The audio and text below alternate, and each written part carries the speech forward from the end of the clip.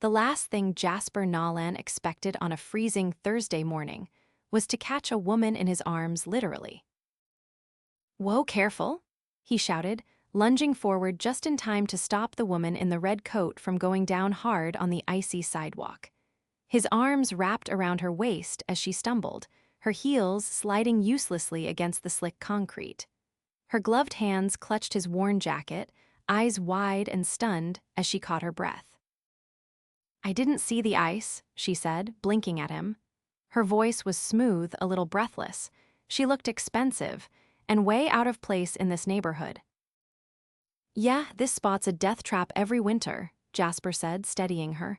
"You okay?" She nodded, brushing a strand of dark hair behind her ear. "Thanks to you." "Anytime," he said, offering a small smile before looking over his shoulder. "Come on, kiddo, sidewalk's a little better over here." A tiny figure in a puffy blue coat came running up behind him. "Daddy, I saw you caught the lady." Leela, his 5-year-old daughter, beamed up at them both. The woman laughed, a clear, rich sound that didn't match the gray, cracked buildings around them. She crouched a little to speak to Leela. "Your daddy's a hero." Leela nodded seriously. "He is. He makes the best pancakes, too." Jasper laughed, rubbing the back of his neck. All right, we've got to get to school." He looked back at the woman. "Glad you're okay. Take care, all right." "Wait, what's your name?" she asked. He hesitated. Jasper Nolan." She smiled, something flickering behind her eyes.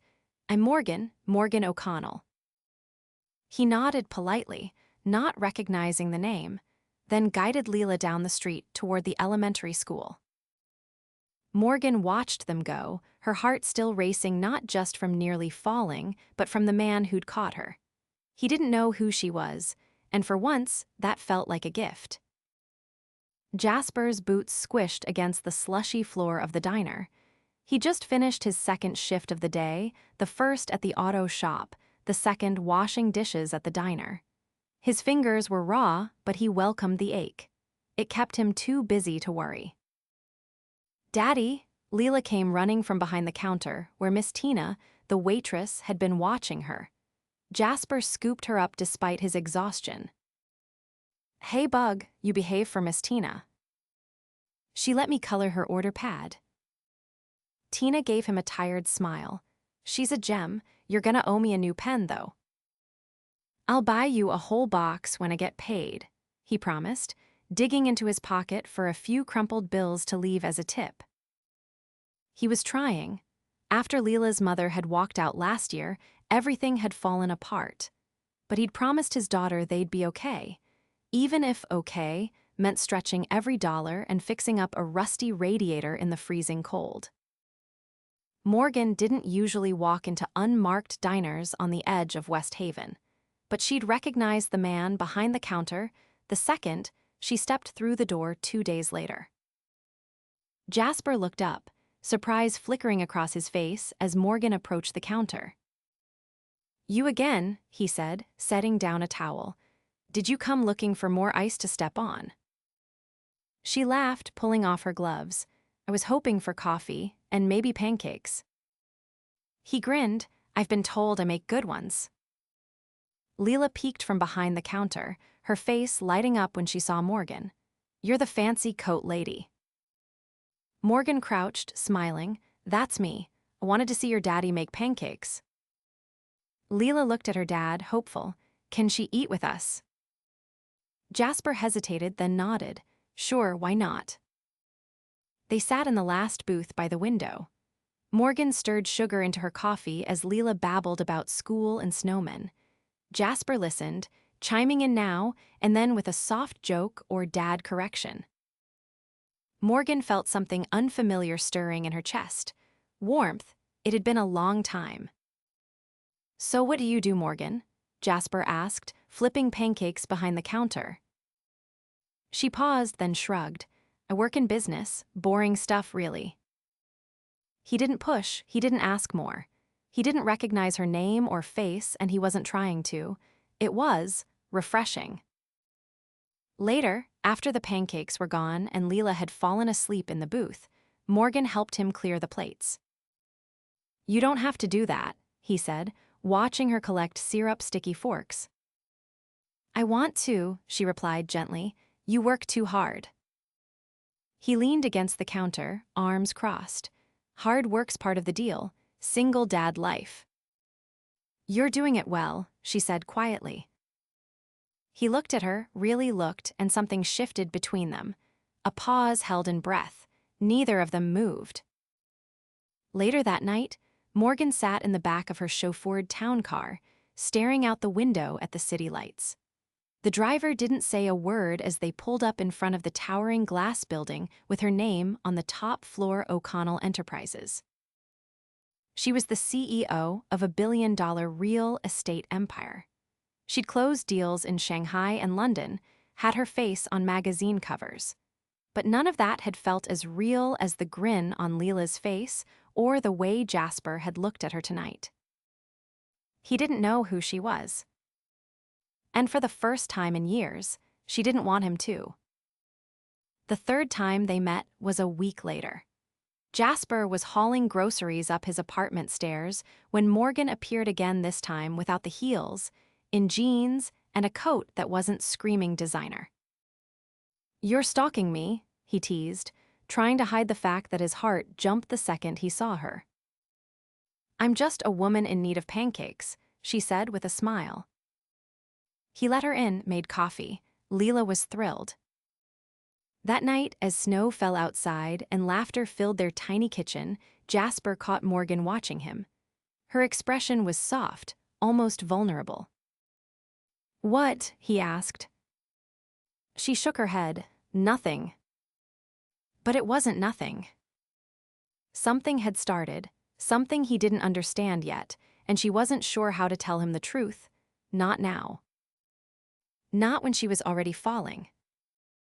The wind howled through the alley, tugging at Jasper's collar as he tried to shield the grocery bags from the worst of it. He shifted the weight in his arms and nudged the back door of the diner open with his elbow. The warmth inside hit him like a wall, and he exhaled through chapped lips. "Delivery guy or dishwasher?" came a voice from the kitchen. "Multitasker," Jasper muttered, setting the bags down near the sink. "Tina said we were out of eggs, again." "Yeah, and we're down to our last roll of paper towels. Pretty soon we'll be asking the customers to bring their own napkins," the cook grumbled from behind the grill. Jasper pulled off his gloves, flexing his fingers. "I'll be back in the morning for prep." "You're not being paid to be a saint, Nolan." Jasper gave a tired shrug. "It's breakfast rush. I'll be here." He didn't wait for a reply. Outside, the sky was already darkening, the streetlights flickering to life one by one. He pulled his coat tighter and started the walk home. By the time he climbed the stairs to their apartment, the hallway smelled faintly of someone's burnt toast. Leela's giggles filtered through the door. Inside, Miss Tina sat on the couch with a deck of cards and a half-eaten bowl of popcorn. Leela was perched beside her, happily placing cards in a messy line on the coffee table. "You teaching my kid to gamble?" Jasper asked, dropping his keys in the dish by the door. Miss Tina raised an eyebrow. "She's beating me at Go Fish. That count." "You should have folded when she asked for eights," he said, shaking his head. He paid Tina in cash, always in cash. She tucked the bills into her coat pocket and ruffled Leela's hair. "She's got your stubborn streak," she said as she slipped out the door. Once Leela was tucked into bed, Jasper sat at the small table in the kitchen, flipping through the mail. Past due notices, a water bill, and a coupon for a pizza place they couldn't afford. The sound of his phone buzzing cut through the quiet. "Jasper," came Morgan's voice when he answered. His heart did something strange, tightened, then lifted. "Hey," he said, "everything okay?" "I was hoping you'd say yes to dinner tomorrow." He hesitated. "I'd have to bring Leela." "I was counting on it." They met at a small Italian place near the river, one of the few restaurants in the city that had cloth napkins and didn't make you feel like you needed a suit to walk in. Morgan arrived first, already seated at a booth, her hair down and her coat draped over the seat beside her.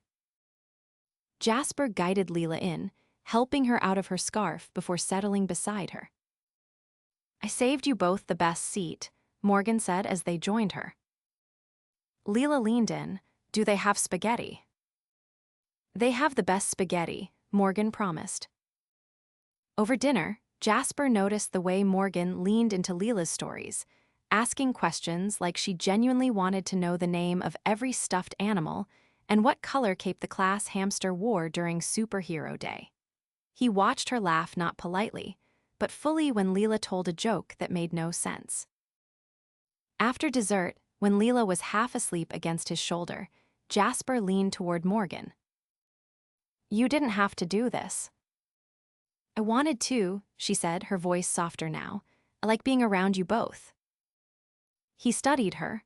There was something about the way she said it, as if it wasn't just a casual preference, as if being around them was something she needed. "Still can't believe you keep showing up," he said, half teasing. She tilted her head slightly. "Why is that hard to believe?" "Because I'm not exactly anyone's dream dinner date," he said, his tone half joking but grounded in something real. "I've got a kid, 2 jobs, and more laundry than one man should ever be responsible for." Morgan's eyes didn't flinch. "Maybe I'm not looking for a dream dinner date." He didn't know what to say to that, so he stood and lifted Leela gently into his arms. "Come on, Bug, time to head home." Morgan followed them outside. The street was quiet, snow falling in soft, lazy flakes. She reached into her coat pocket and pulled something out. "I saw this in a shop window earlier. Thought she might like it." She handed him a small, wrapped package. Inside was a stuffed fox with a ridiculous grin and a tiny red scarf stitched around its neck. Jasper stared at it. "You didn't have to." "I wanted to," she said again, this time more firmly. He nodded, his throat tight. "Thanks." She looked up at him. "Jasper." "Yeah. Would you ever let someone help you?" The question caught him off guard. Not because it was invasive, but because no one had ever asked it quite like that. "I'm not good at that," he admitted. "I didn't ask if you were good at it," she said. "I asked if you'd let someone." He opened his mouth, then closed it again. "I should get her home," he said finally. Morgan didn't push. She only gave a small nod and watched him walk away. Back at her penthouse, she stood at the floor-to-ceiling windows, watching the city blur beneath the snowfall. Her assistant had left a stack of reports on the kitchen island.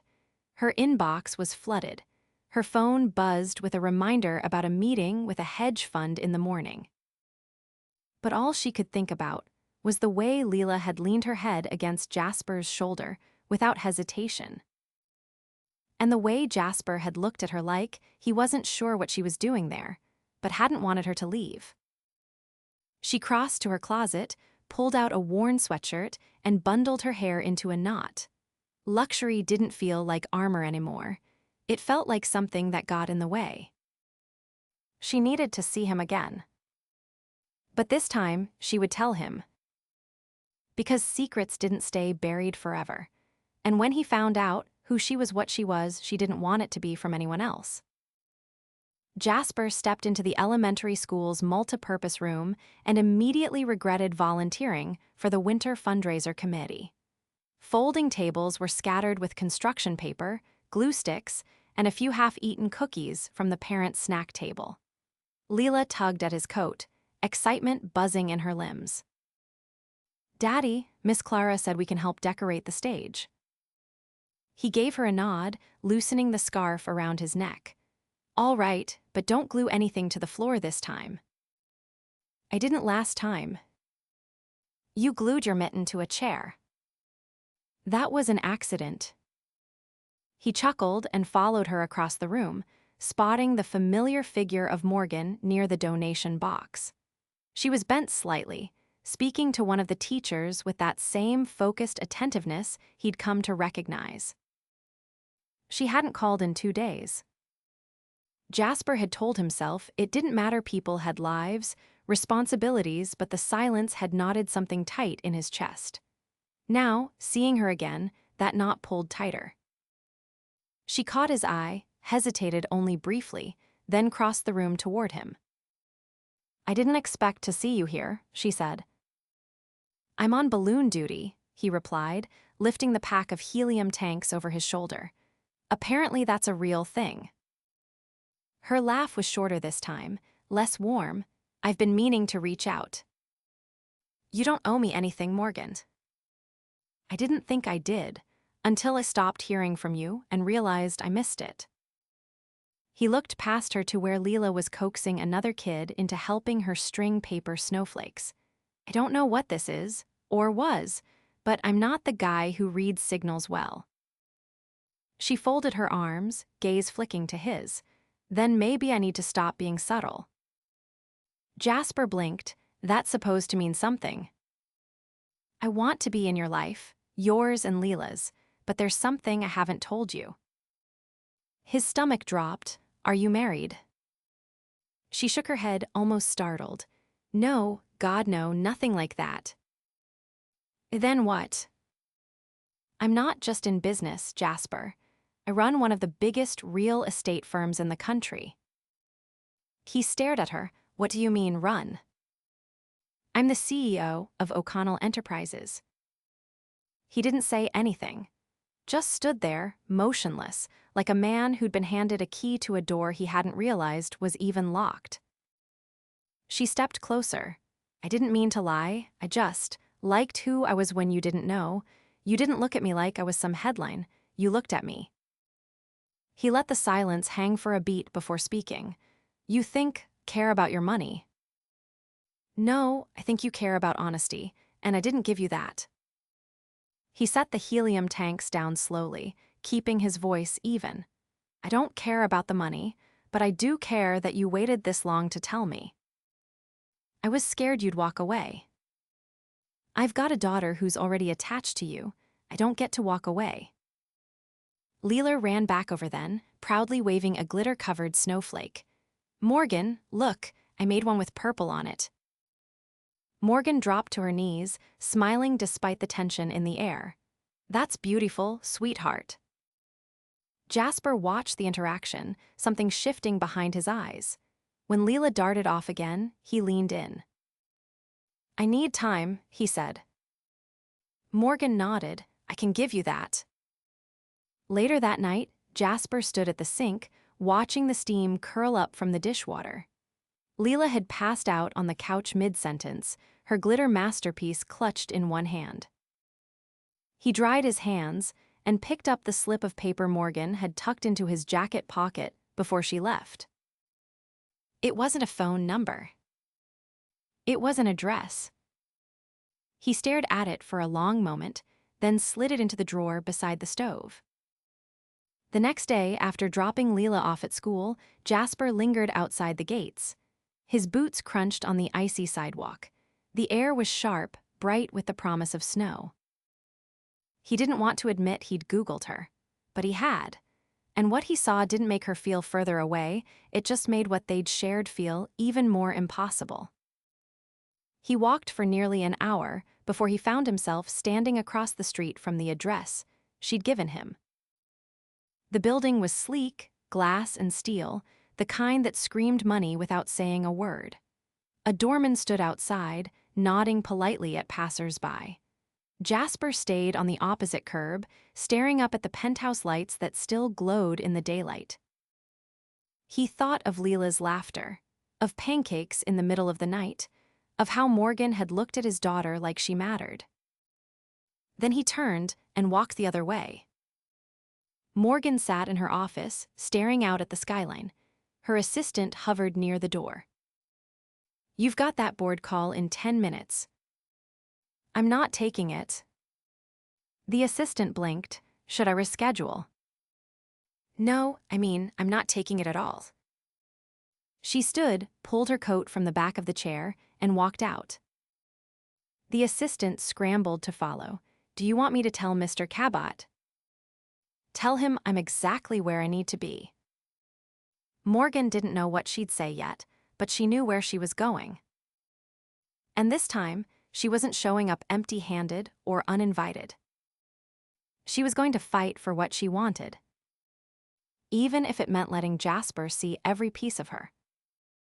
Jasper stood on the rooftop of the apartment building, the city stretching behind him in soft grays and silvers. Wind tugged at the edges of his jacket, but he barely noticed. He'd come up here for air, but it hadn't helped. What he needed couldn't be found in altitude, it was something tangled deeper than that. The sound of footsteps behind him didn't startle him. He didn't turn until he heard her voice. I was hoping you'd be up here. Morgan stepped into the light, her coat open despite the cold. Her hair was pulled back, and for the first time since he'd met her, she looked as unsure as he felt. I left the office, she said, indefinitely. He raised an eyebrow. What does that mean for a CEO? It means I'm not letting a boardroom decide what matters to me anymore. Jasper leaned against the railing, folding his arms. Morgan, I'm not a cause. You don't need to give up your empire to prove something. I didn't give it up. I'm just choosing something else for once. She stepped closer, her voice steady even as her eyes searched his. You said you needed time. I gave it to you, but I'm not here to make you feel guilty or to sweep in with some grand fix. I'm here because I want to build something that doesn't come with contracts or press releases. He looked at her, the silence between them sharp with emotion. You know what scared me, he said finally. It wasn't the money or the suits. It was that I let you that close without even knowing who you were, and when the truth came out, I thought maybe I'd imagined all of it. You didn't, she said quietly, not 1 second. I've had to be careful with Leela. Careful about who I bring into her life, careful about promises. Because when her mother left, I had to explain something I didn't even understand myself. Morgan stepped beside him, her hand brushing his gently. I'm not leaving. He turned toward her fully now, his expression raw. Then tell me how this works. Because I'm a single dad with 2 jobs and a kid who thinks you walk on clouds. And you belong to a world where people fly private and have assistants who schedule their feelings. I don't belong to that world anymore, she said. Not in the way I used to. I want something real, even if it's messy. Especially if it's messy.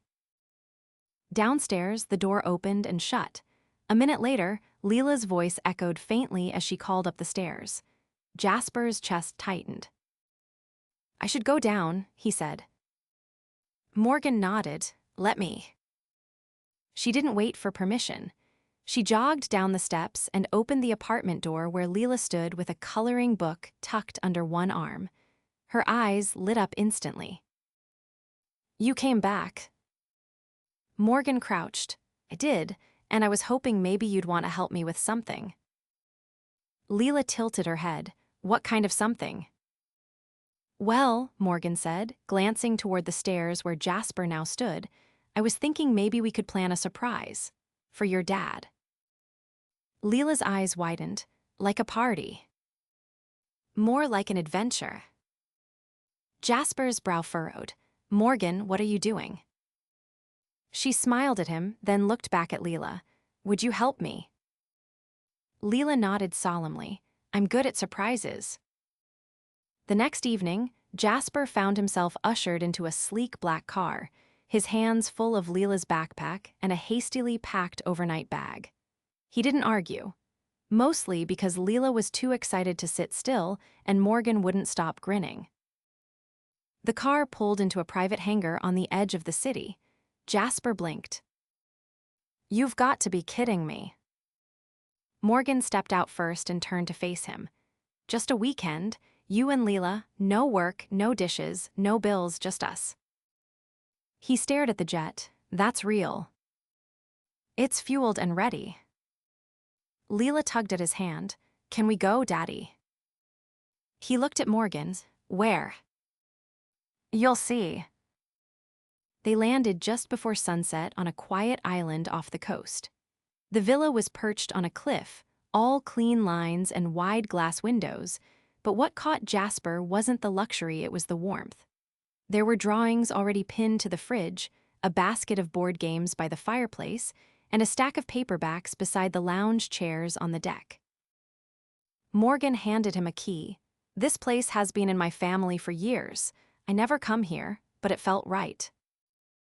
That night, after Leela fell asleep beneath a pile of flower-patterned blankets, Jasper stepped outside to find Morgan on the terrace, wrapped in a blanket, her feet tucked beneath her. She's already asked if you can come to her birthday party, he said. Morgan looked over. When is it? June. I'll be there.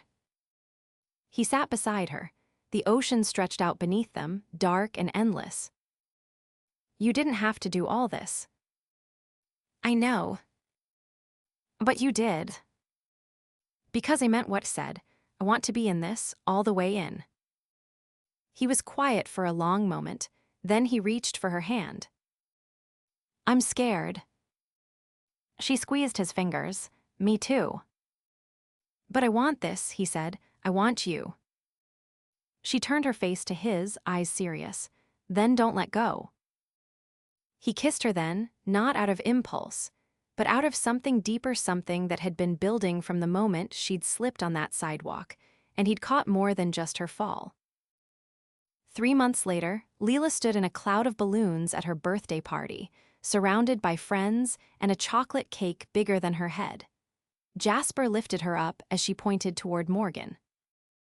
That's my future mom, she said proudly. Morgan's eyes filled, but she didn't cry.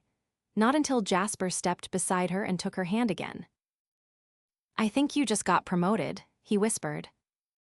Morgan laughed through the tears. I'll take it. That night, as the party wound down and the city lights blinked outside their new apartment, Jasper wrapped his arms around her from behind, resting his chin on her shoulder.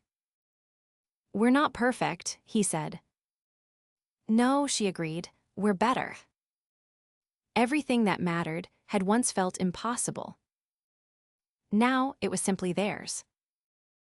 Morgan stepped into the ballroom of the Rosemore Foundation gala, her hand tucked firmly into Jasper's as the golden chandeliers above cast a soft glow across the sea of gowns and tuxedos. She'd been to hundreds of these events, but never like this. Never with someone who made every glance feel like a secret, every step like a choice she was proud to make. Leela wasn't far, she was in the care of Miss Tina for the evening, who had insisted with a wink that they enjoy grown-up time. Jasper had only agreed to the night out after Morgan promised him there'd be no press, no red carpet, no speeches, just them. As they crossed the marble floor, a server passed with glasses of champagne. Jasper shook his head and whispered, If I drink anything fancier than tap water, I forget how to pronounce things. Morgan chuckled and leaned close. You say that like you weren't charming the entire board of the literacy initiative last week. He gave her a sideways look. Talked about comic books and getting grease on library cards. That's not charm, that's honesty. That's why they listened, she said.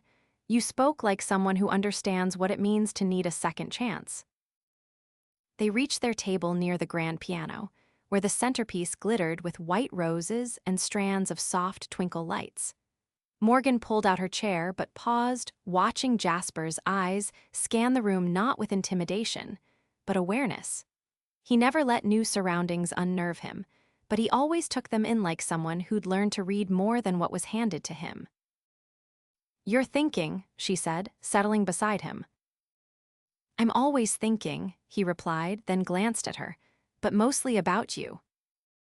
She tilted her head, dangerous. Or overdue. The music shifted to a slow, orchestral swell. Couples began to drift toward the dance floor, shadows and silk moving in rhythm. Morgan laced her fingers through Jasper's. Dance with me. He hesitated only a second. "I have exactly one dance move, and it belongs in a fourth-grade gymnasium."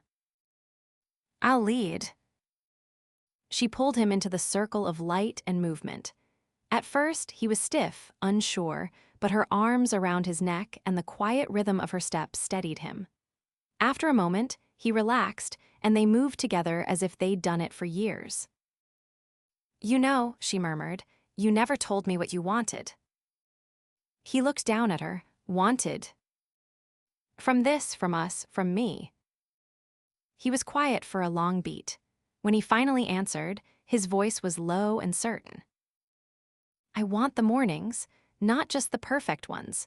The ones where Leela spills juice on your shoes and I forget it's trash day. I want the nights where we argue about what movie to watch and fall asleep halfway through it anyway. I want to be where you are, even when it's hard. Especially then." She pressed her forehead to his. "That's what I want too." When the dance ended, applause rippled through the crowd, but Morgan barely noticed. Jasper's hand was still in hers, warm and steady, and everything else faded into the background. Later, they slipped away from the ballroom, coats draped over their arms as they stepped out into the crisp night air. The driver pulled up the car, but Jasper paused before getting in. "Come with me for a second." She followed him down the stone path that led behind the venue, past the trimmed hedges and the fountain, until they reached a small garden lit by string lights and moonlight. He turned to her, his breath clouding in the chilly air. "I didn't plan this. I didn't even bring a ring," he said, "but there's something I need to ask."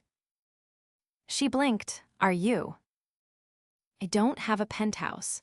I don't own a company, but I have a daughter who calls you her favorite person. And I've got a heart that's not just yours, it's already been yours since the pancakes." Morgan laughed softly, tears stinging her eyes. "So this isn't some grand proposal," he continued. "It's just a question, will you marry me? Not someday, not eventually, but soon, because I want that life to start now." She didn't hesitate. "Yes." He exhaled, relief and joy flashing across his features. "You sure?" "I've never been more sure of anything in my life." They kissed beneath the lights, slow and certain, with the quiet intimacy of two people who had already chosen each other long before the words were spoken. 6 weeks later, the community center was draped in wildflowers and laughter. The wedding wasn't extravagant, it was honest. Leela wore a white dress with sneakers and carried a handful of daisies. Miss Tina cried twice before the ceremony even started. Jasper wore a navy suit that didn't quite fit his shoulders and couldn't stop smiling. Morgan walked down the aisle holding Leela's hand, barefoot beneath her tailored gown, because she'd forgotten her heels and laughed too hard to care. They said their vows beneath a canopy of ivy and fairy lights, surrounded by mismatched chairs filled with neighbors, co-workers, teachers, and friends. No press, no pageantry, just the sound of wind and the people who mattered. "I promise to choose you," Jasper said, voice steady, "even when it's hard, especially then." "And I promise to never forget how lucky I am," Morgan replied. "You grounded me, you made me real." Leela was the first to yell, "Kiss her," when the vows were done. They didn't need a first dance. They danced all night anyway. A year later, the three of them sat on the back porch of their new home just outside the city. It wasn't massive, but it had a garden and a swing set and a kitchen where Jasper had built a pancake station just for Leela. Morgan was barefoot again, flipping through a book while Jasper grilled dinner. Leela ran barefoot through the grass, chasing bubbles that drifted in the summer air. "So," Morgan said casually, glancing up at Jasper, "you still think you're not anyone's dream dinner date?" He turned, flipping a burger with mock seriousness. "I've upgraded to dream breakfast. Pancakes sealed the deal." She smiled. "You sealed the deal." He walked over, kissed the top of her head, then looked out at Leela chasing the sun. "Looks like we're doing all right, huh?" Morgan leaned into him, better than all right. And they were. Every choice, every fall, every impossible moment had led them here to laughter, to love, to something that didn't need to be perfect to be permanent. Their forever didn't come in a gilded box. It came in pancakes, paper snowflakes, and a promise made under string lights. It came in the life they had built. Together,